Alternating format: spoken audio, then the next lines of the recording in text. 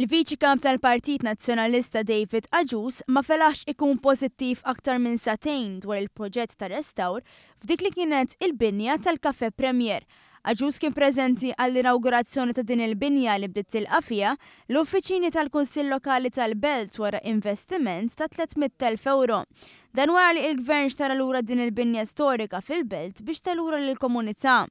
Waqt l-inawgurazzjoni Agius qal il-proġett minn wieħed kontroversjali inbidel f'suċċess u faħħar il-mod li bih il-Gvern qed jagħmel il-politika tiegħu. Minn kontroversja għamilna suċċess.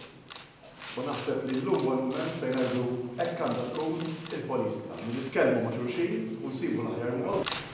Raw il-veri li għandna f'pajjiżna għal-ġid tal-komunità tagħna. Madankollu dan it-ton pożittiv eb f'kemm trozz salib.